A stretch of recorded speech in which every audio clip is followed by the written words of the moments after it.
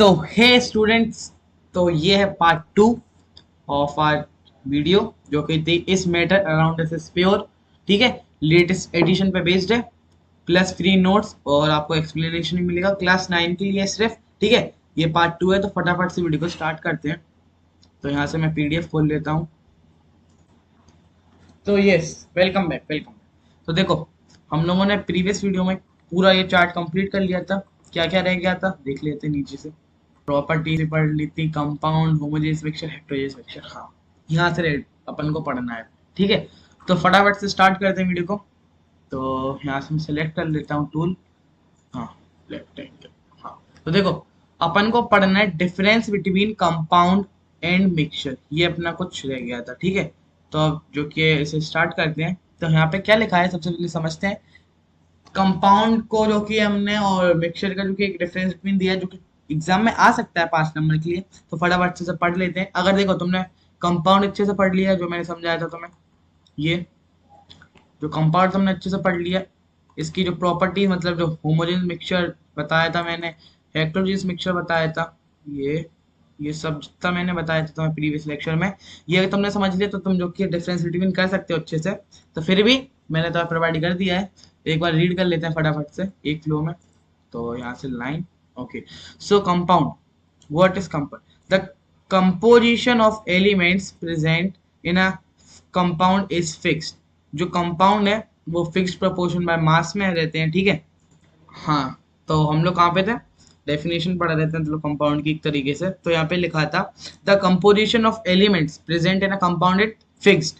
ठीक है, और मिक्सचर का क्या रहता है, the composition of elements present in the mixture is not fixed. ठीक है, और दूसरे प्रॉपर्टीज पढ़ लेते हैं, मीन दूसरे डिफरेंस पढ़ लेते हैं। The property of compound are different from those of its elements. ठीक, properties of all its consequents elements, याद रखना है। ठीक है, फिर तीसरा जो कि हमने डिफरेंस दिया यहाँ पे, इट्स कॉन्स्टिट्यूट्स, मतलब उसके कॉन्स्टिट्यूट जो कि सेपरेट करे जा सकते हैं by the method of chemical, लिए केमिकल मेथड्स ओनली। ठीक है, और मिक्सचर का क्या है, ये फिजिकल मेथड से जो कि हम इन्हें सेपरेट कर सकते हैं। ठीक है, इतना क्लियर। ठीक है, लास्ट डिफरेंस है a compound is always homogeneous. ठीक है, और मिक्सचर हमेशा हेटेरोजेनियस होता है। ठीक है, पढ़ लिया हमने, ये डिफरेंस अपना हो चुका है। अब देखो, अब आगे बढ़ेंगे हम। आगे क्या है, जो कि सॉल्यूशन है। ठीक है, छोटी सी डेफिनेशन है, ज्यादा बड़ी नहीं है, और फिर इसका टॉपिक बहुत ही छोटा है यहाँ पे। लेकिन लेकिन लेकिन अगर तुमने अच्छे से समझ लिया तो बस तो पेपर में नंबर अच्छे आएंगे। कहते हैं क्या है ये, व्हाट इज सॉल्यूशन? तो solution is a homogeneous mixture. Solution कैसा मिक्सचर है? It is a homogeneous mixture of two और more substances, for example salt plus water. अब देखो, सॉल्यूशन कहते किसे, अगर तुम पानी के अंदर सॉल्ट को डाल दो तो सॉल्यूशन ही तो हुआ।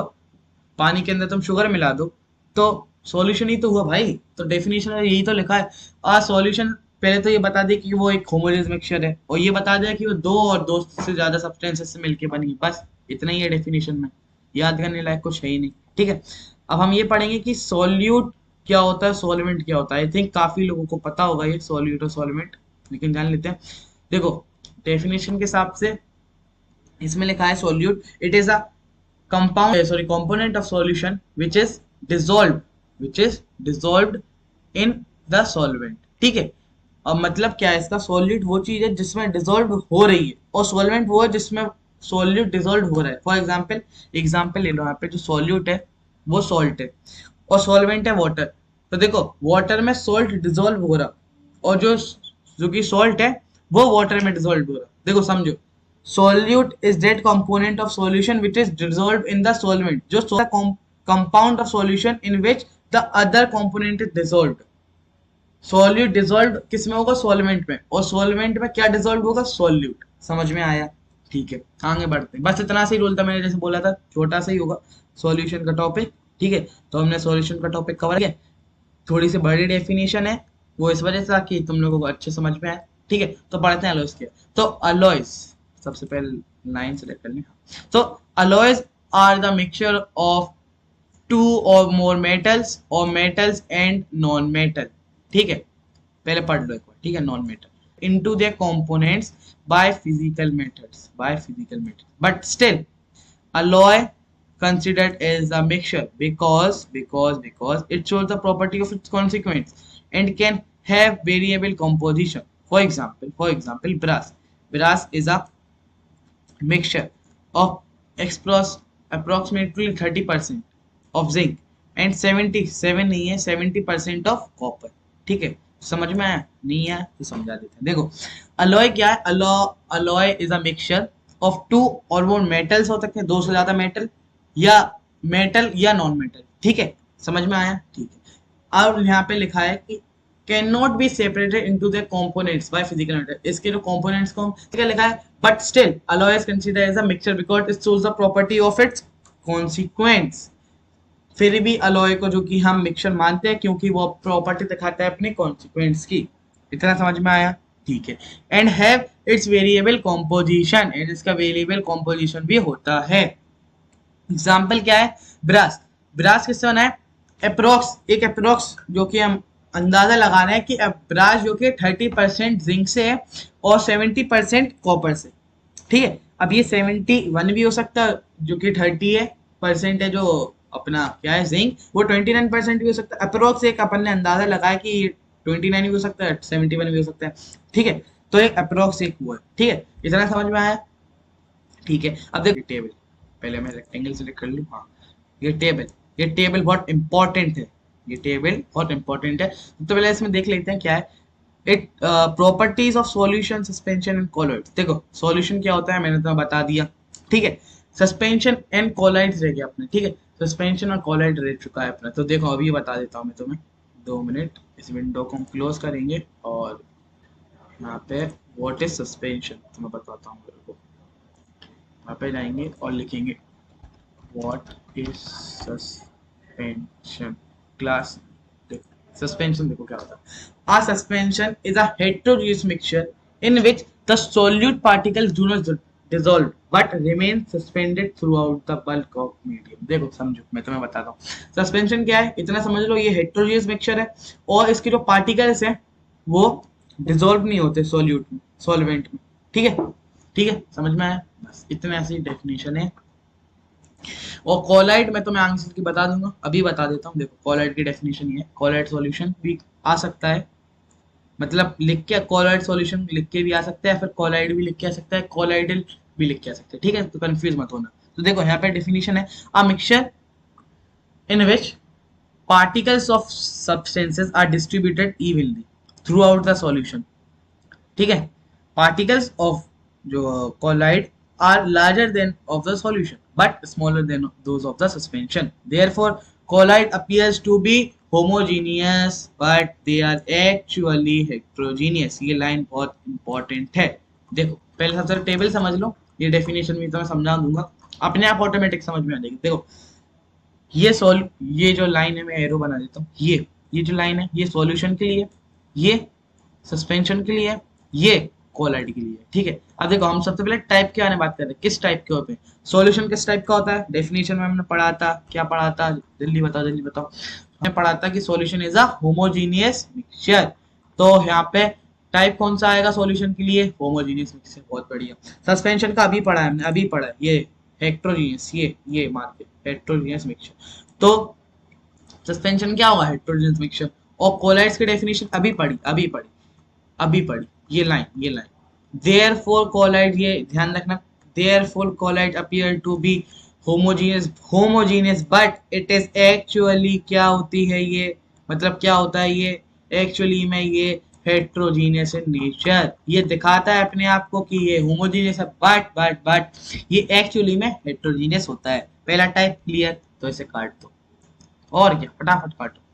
ठीक है, अब देखो, अब है साइज ऑफ पार्टिकल्स। देखो सॉल्यूशन के पार्टिकल जो कि है लेस देन 1 नैनोमीटर, 1 नैनोमीटर से कम होते हैं, बहुत छोटे छोटे। अब तुम ये बताओ, वाटर के अंदर मैं सॉल्ट को जो कि अच्छे से मिला दूं और फिर मैं तुमसे पूछूं क्या तुम उसके पार्टिकल्स का साइज बता सकते? नहीं बता सकते भाई, वो नहीं के लिखा है मैंने that size of particles of solution is less than 1 nanometer. Nm का मतलब है नैनोमीटर। फिर सस्पेंशन के लिए क्या आएगा? They are greater than 1000 nanometer. ये जो कि है 1000 है, ठीक है। तो सस्पेंशन का साइज जो कि है ग्रेटर देन 1000 नैनोमीटर, 1000 नैनोमीटर। इसका एग्जांपल लेता हूँ, वाटर के अंदर तुम सेंड डाल दो, ठीक है, तो उसके पार्टिकल्स तुम्हें आराम से विजिबल होंगे तुम्हारे नेकेड आई से। समझ में आया इतना, ठीक है। तो इन बिटवीन 1 to 1000 या फिर 1 to 100 नैनोमीटर, इतना समझ में आया। इसके जो पार्टिकल्स हैं वो 1 से लेके 1000 तक या 1 से लेके 100 तक के बीच में आते हैं, ठीक है। ठीक है, कार्ड टिंडल इफेक्ट। टिंडल इफेक्ट क्या होता है? टिंडल इफेक्ट नहीं पढ़ा अभी हमने, लेकिन अभी समझ लो अभी के लिए बस। सॉल्यूशन में टिंडल इफेक्ट शो नहीं करेगा, कभी नहीं करेगा, बट सस्पेंशन में करेगा और कोलाइड में करेगा, ठीक है। इतना समझ में आ गया। स्टेबिलिटी, स्टेबल पार्टिकल्स किसकी हो जाती है? देखो ये बताओ मुझे, अगर तुम पानी के अंदर जो कि सॉल्ट को डिसॉल्व कर दो, उसके पार्टिकल स्टेबल हो जाएंगे? हाँ बिल्कुल हो जाएंगे। लेकिन सस्पेंशन को तुम हिलाओ, मतलब उसे तुम मिक्स करो, ठीक है, मिक्स करो और फिर उसे छोड़ दो, 1 मिनट के लिए उसे अनडिस्टर्ब छोड़ दो, उसके पार्टिकल नीचे सेटल हो जाएंगे, तो दे आर अनस्टेबल। और कोलाइड्स के पार्टिकल स्टेबल हो जाते हैं, फॉर एग्जांपल मिल्क, ठीक है। तो ये कार्ड तो इतना समझ में आ गया होगा। अभी टेंडल इफेक्ट में कंफ्यूजन होगी, मैं बता दूंगा तुम्हें, ठीक है। और फिल्ट्रेशन, देखो सॉल्यूशन जो कि है तुम इसे फिल्टर नहीं कर सकते। तुम सॉल्ट, अगर पानी के अंदर सॉल्ट डिसॉल्व कर दो, मतलब मिक्स कर दो अच्छे से, देन तुम उसे जो कि फिल्टर नहीं कर सकते। हाँ इवेपोरेशन के थ्रू हो जाएगा, लेकिन वो एक अलग तरीका है, ठीक है। लेकिन तुम नॉर्मली नहीं कर सकते, ठीक है। लेकिन सस्पेंशन में कर सकते क्योंकि उनके पार्टिकल्स ग्रेटर देन 1000 नैनोमीटर, ठीक है। लेकिन कोलाइड्स के भी नहीं कर, क्योंकि वो बीच का है भाई, तुम उसके नहीं कर। तुम एक बताओ, मिल्क में से फैट प्रोटीन निकाल दोगे? नहीं निकाल पाओगे, तो बस यहाँ पे कट हो जाए। एक बेसिक कॉमन सेंस लगाओ, ठीक है। आई होप तुम्हें ये कितने हैं, एक एक दो तीन चार पांच, पांच आ रहे होंगे, पांच में से एक में दिक्कत आ रही होगी जो कि टिंडल इफेक्ट। तो सबसे पहले उसे समझ लेते हैं, जिससे कि तुम्हारा जो कि डाउट क्लियर हो, ठीक है। तो the phenomenon in which collide particle scatters light is called Tyndall effect. If light passes through collide, the light is scattered by large collide particles and beam becomes visible. This effect is called Tyndall effect. देखो Tyndall effect क्या है? देखो video से समझो। देखो दिखाता हूँ, video दिखाता हूँ। YouTube पे काफी वीडियो है इसकी, देखो एग्जाम्पल समझो, तुम्हें बहुत अच्छे से समझ आएगा, ठीक है। कुछ चीजें होती हैं जो तुम्हें जो कि डायग्राम से देख के समझनी पड़ती है, या फिर तुम्हें उनकी जो कि कुछ क्लिप्स देखनी पड़ती हैं फॉर बेटर अंडरस्टैंडिंग।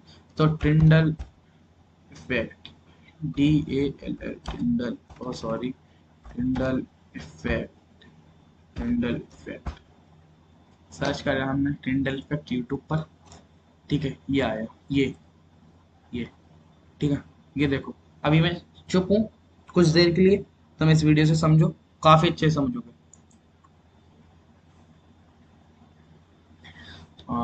चालू हो जाओ, हाँ देखो देखो देखो देखो,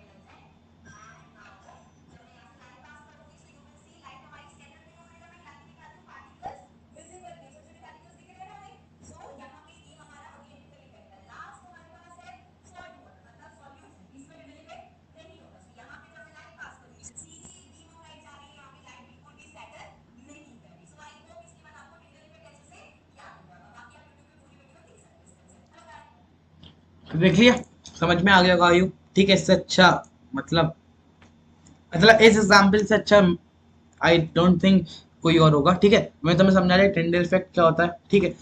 टिंडल इफेक्ट मैंने तुम्हें बता दिया। अब कोलाइड सॉल्यूशन तो मैं आई होप समझ में आ गया। कोलाइड सॉल्यूशन वो होते हैं a mixture in which particles of substance are distributed evenly. इसके जो पार्टिकल्स है वो डिस्ट्रीब्यूट जो कि हमने कराया वो एकदम इवनली कराया, and particles of colloid are larger than of the solution. Suspension है उसके सबसे ज्यादा होते हैं, बस इतना समझ में आ गया।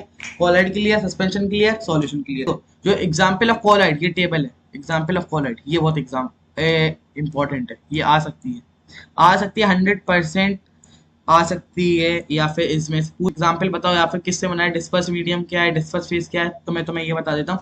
देखो सॉल्यूट सॉल्वेंट क्लियर है, तो ये समझ लो ये जो डिस्पर्स्ड फेज है, जो ये डिस्पर्स्ड फेज है, इसे हम कहते हैं सॉल्यूट, और जो डिस्पर्स्ड मीडियम है इसे हम कहते हैं सॉल्वेंट, ठीक है। और ये टाइप दिए गए हैं उसके, और ये एग्जाम्पल्स है। देखो अब बच्चे कंफ्यूज होते हैं किस चीज में, डिस्पर्स्ड फेज और डिस्पर्स्ड मीडियम में, तो मैंने तुम्हें एक आसान सा एग्जांपल बता दिया है, मतलब याद करने का तरीका। सॉल्वेंट है, ये सॉल्वेंट है, सॉरी सॉरी सॉरी, ये सॉल्यूट होगा, ये सॉल्यूट होगा, ये सॉल्वेंट होगा, ये इसके टाइप है, और ये एग्जाम्पल है। देखो अगर कोई पेपर में ऐसे सकता कि फोम किस टाइप से, या फिर उसके जो कि डिस्पर्स्ड फेस डिस्पर्स्ड मीडियम बताओ, तो तुम बता सकते हो कि गैस और लिक्विड, ठीक है। एग्जाम्पल ही बता सकते हो तुम, शेविंग क्रीम, ठीक है, ऐसे करके पूछ सकते हैं तुमसे।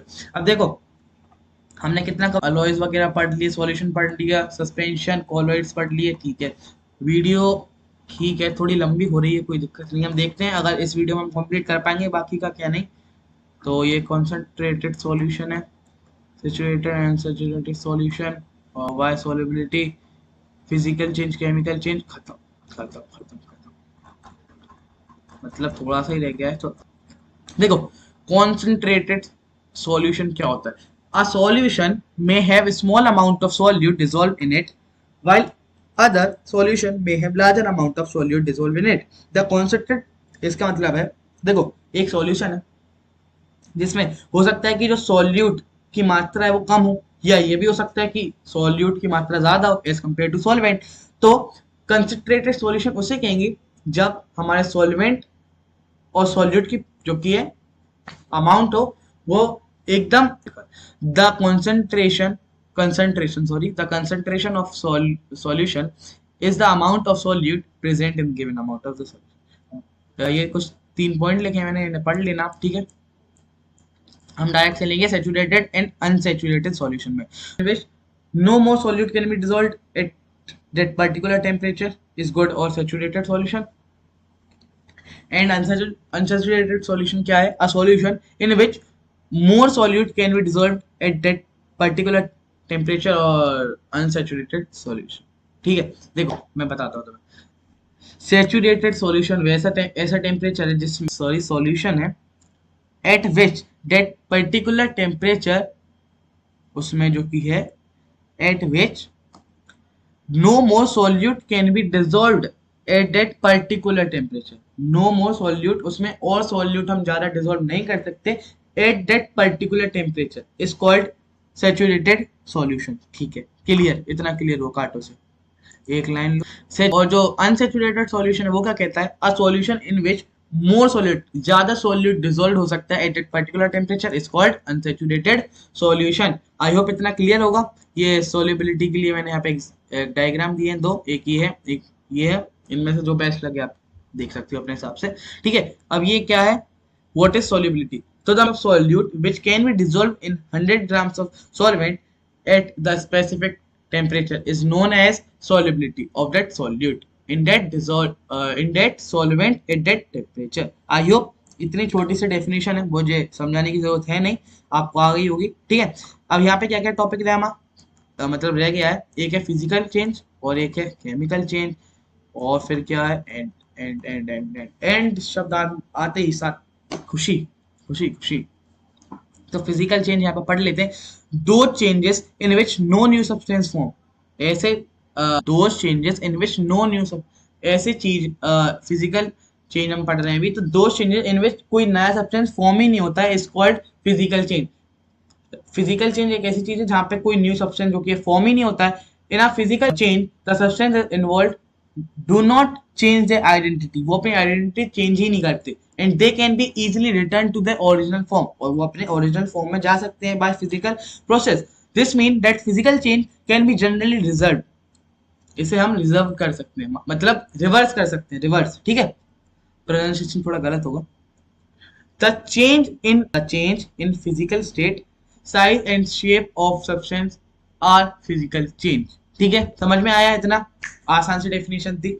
अब केमिकल चेंज में क्या है, those changes in which new substances are form, इस केमिकल चेन में न्यू सब्सटेंस फॉर्म हो जाता है, और in a chemical chain the substance is involve, इसकी आइडेंटिटी जो कि इसमें इन्वॉल्व रहती है, and they get converted into entirely new substance, ये न्यू सब्सटेंस फॉर्म करते हैं जैसे मैंने तुम्हें बताया, and the new substance usually can not be return, ये वापस अपनी ओरिजिनल आइडेंटिटी में वापस नहीं जा सकते। This mean chemical change are usually irreversible, मतलब ये रिवर्स, देखो फिजिकल चेंज रिवर्स हो सकता है वापस से, लेकिन केमिकल चेंज एक बार बन गया तो बन गया, वापस रिजर्व नहीं होगा, ठीक है। तो आई होप तुम्हें अच्छे से समझ आ गया होगा, ये चैप्टर का एंड है, एंड दिया तुम लोगों को समझाने के लिए। अगर तुम्हें वीडियो अच्छी लगी है तो वीडियो को लाइक कर देना, और ये जो कि पूरे नोट्स जो कि तुम्हें लिंक डिस्क्रिप्शन में मिल जाएगी। Bye bye bye.